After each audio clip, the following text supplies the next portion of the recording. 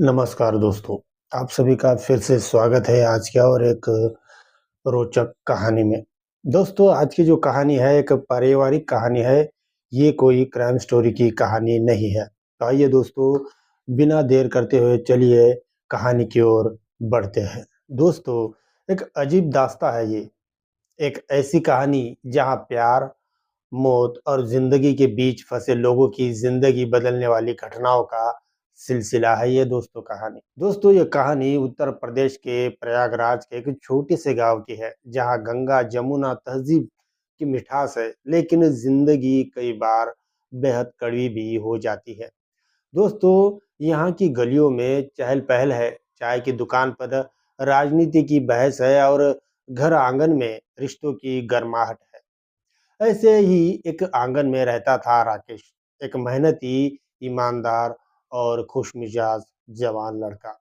दोस्तों, राकेश बिजली विभाग में नौकरी करता था और उसकी मेहनत और लगन ने उसे घर परिवार में सबकी चहेती शख्सियत बना दिया था। दोस्तों, राकेश की शादी सुनीता नाम की लड़की से हुई थी, जो दिखने में बहुत सुंदर और आकर्षक तो थी ही, लेकिन उससे भी ज्यादा उसके दिल की सुंदरता थी। दोस्तों, सुनीता की मुस्कान में जैसे पूरे घर को रोशनी कर देने का जादू था और उसके आते ही राकेश का घर आंगन एक नए उल्लास से भर जाता था।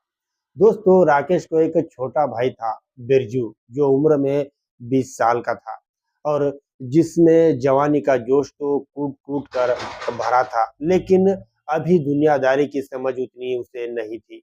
दोस्तों, बिरजू अपने बड़े भाई राकेश को भगवान की तरह मानता था और भाभी सुनीता से भी उसे बेहद लगाव था। दोस्तों, राकेश और सुनीता का वैवाहिक जीवन बहुत अच्छे से चल रहा था, जैसे एक सुंदर कहानी की शुरुआत थी, जिसका अंत सुखद होना तय लगता था। दोस्तों, वे भविष्य के सपने बुनते, बच्चों की कल्पना करते और एक साथ बुढ़ापा बिताने की योजना बनाते। दोस्तों, लेकिन कहते हैं ना कि जिंदगी कभी-कभी इतनी बेदर्द हो जाती है कि सब कुछ छीन भिन्न कर देती है। दोस्तों, अचानक एक दिन वह दुर्भाग्यपूर्ण घटना घटी। एक सड़क दुर्घटना में राकेश की मौत हो गई। दोस्तों, यह खबर सुनकर जैसे पूरे गांव को हिलाकर रख दिया, लेकिन सबसे ज्यादा टूटा तो राकेश का परिवार। दोस्तों, राकेश के बूढ़े माता-पिता, उसकी युवा पत्नी सुनीता और छोटा भाई बिरजू, सबके सिर से जैसे छत ही उड़ गई हो। दोस्तों, ये मौत सिर्फ एक इंसान की जान लेकर नहीं गई, बल्कि पूरे परिवार की जिंदगी की रोशनी छीन कर ले गई। दोस्तों, जैसे-जैसे दिन बीतते रहे थे, मायूसी और गम के साए भी परिवार जीने की कोशिश कर रहा था। दोस्तों, लेकिन तभी एक नया मोड़ आया, जब राकेश के दफ्तर वाले साहब ने सुनीता को बुलाया। दोस्तों, दफ्तर पहुंचकर सुनीता और परिवार वालों को जो पता चला, वो एक नई चिंता और नई उलझन लेकर आया था। दोस्तों, दफ्तर वाले साहब ने साफ कह दिया, देखिए, सुनीता को राकेश की जगह पर तभी नौकरी मिल पाएगी जब वो दूसरी शादी नहीं करेंगी। ये नियम है दोस्तों। ये सुनकर सब हैरान रह गए। दोस्तों, सिर्फ इतना ही नहीं, राकेश की मृत्यु के बाद मिलने वाली बीमा और ग्रेजुइटी की रकम करीब 30 से 40 लाख रुपए थी, जो इस परिवार के भविष्य का सहारा थे। उन्हें भी दफ्तर वालों ने रोक कर रख लिया था, ये कहकर कि पेंशन और नौकरी के मामले तय हो जाए तब पैसे मिलेंगे। दोस्तों, ये दोहरी मार थी, एक तरफ गम का साया और दूसरी तरफ भविष्य की चिंता। दोस्तों, राकेश के माता-पिता जो पहले से ही टूट चुके थे, अब और भी ज़्यादा चिंता में डूब गए थे।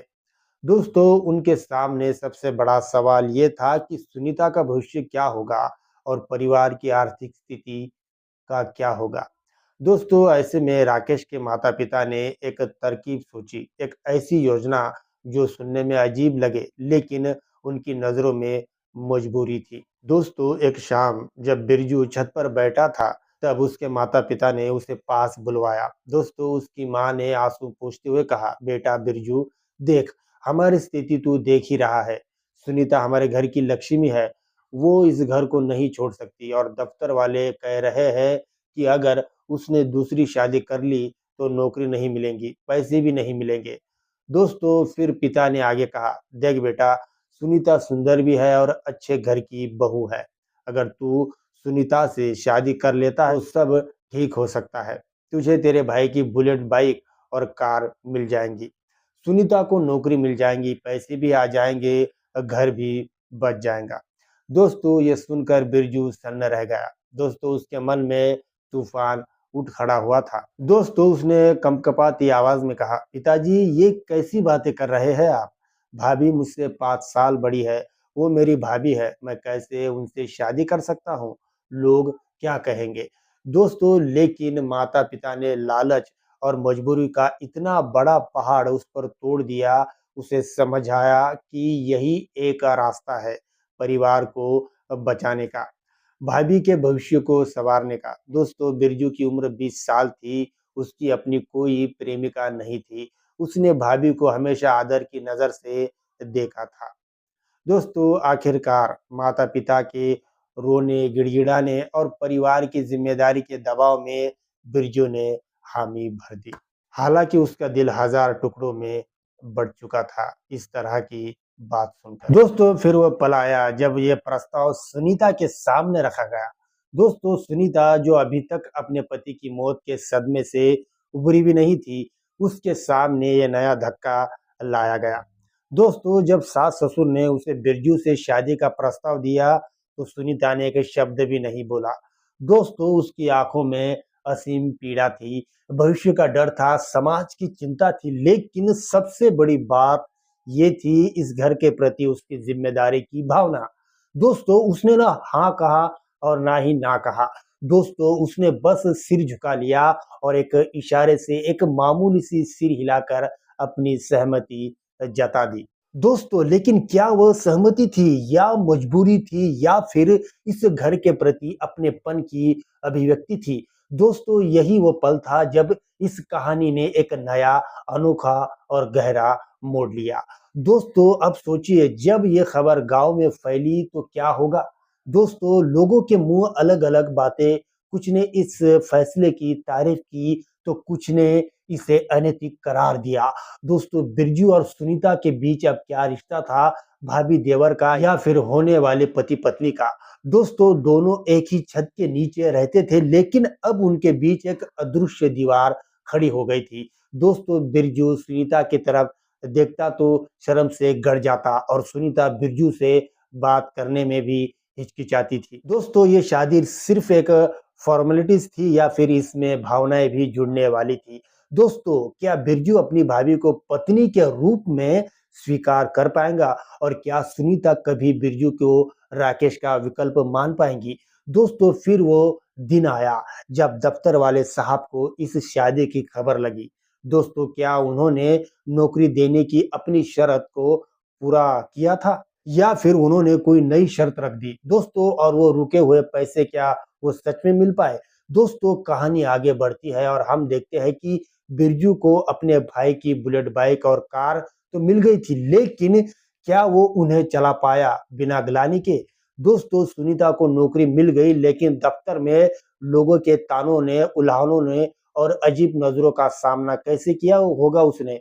दोस्तों ये शादी एक दिखावा थी या फिर धीरे-धीरे ये दो टूटे हुए दिल एक दूसरे का सहारा बनने लगे थे?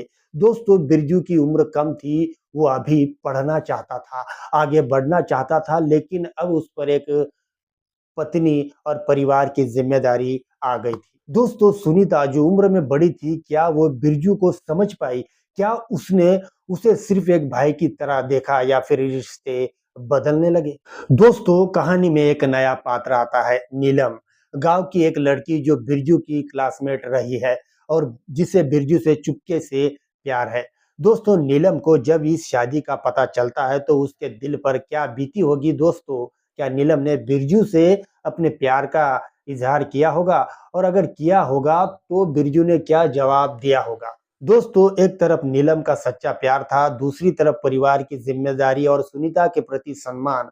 दोस्तों बिरजू किस रास्ते पर चला? दोस्तों इसी बीच सुनीता के मायके वालों को इस शादी का पता चलता है।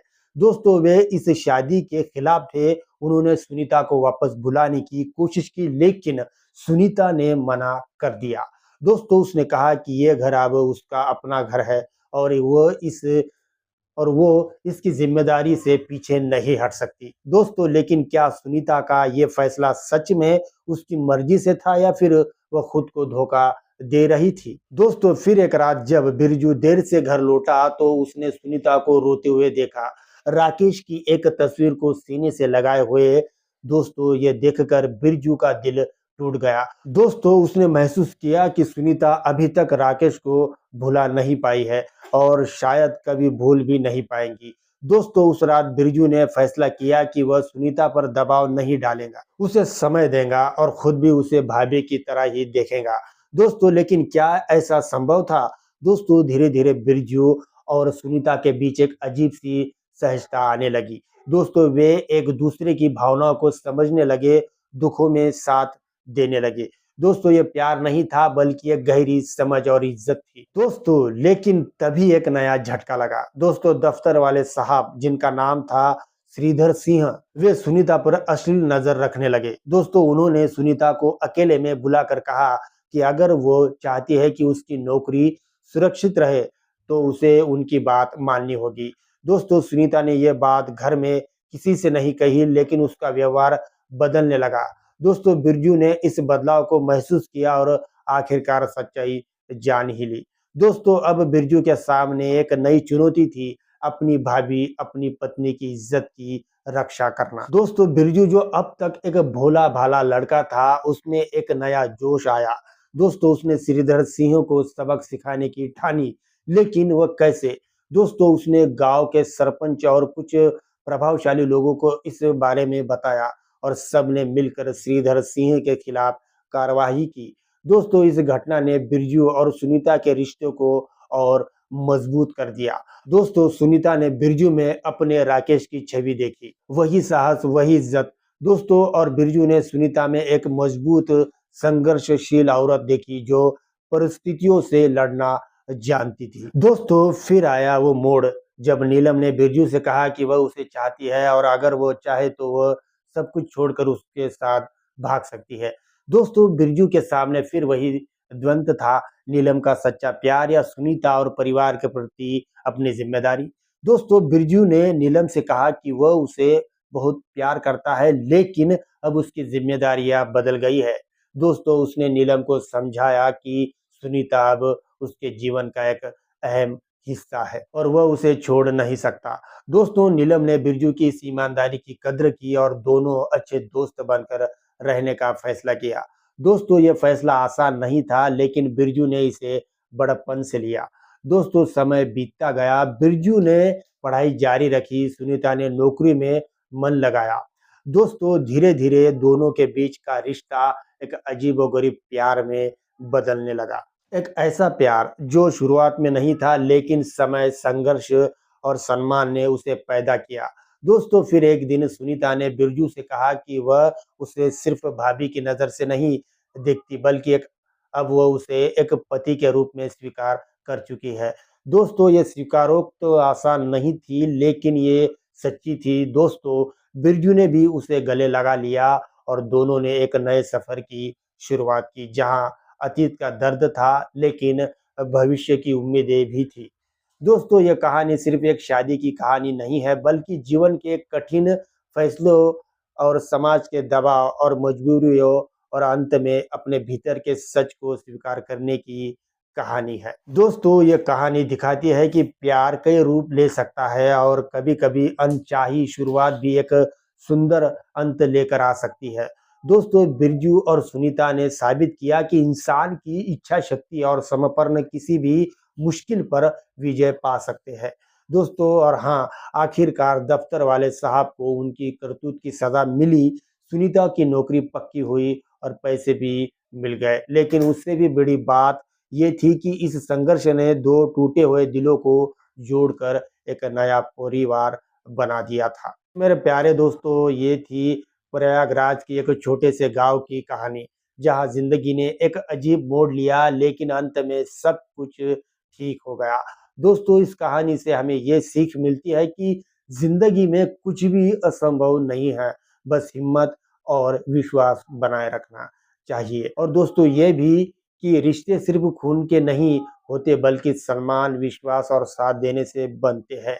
दोस्तों आशा है कि ये कहानी आपको पसंद आई होगी और आपके दिल को छू गई होगी। तो दोस्तों मिलते हैं अगली कहानी के साथ। लेकिन दोस्तों अब आपसे इजाज़त लेने से पहले सिर्फ़ आपसे एक ही मेरी रिक्वेस्ट है कि प्लीज़ इस वीडियो को लाइक और मेरे चैनल को सब्सक्राइब ज़रूर करें। तब तक के लिए धन्यवाद दोस्तों।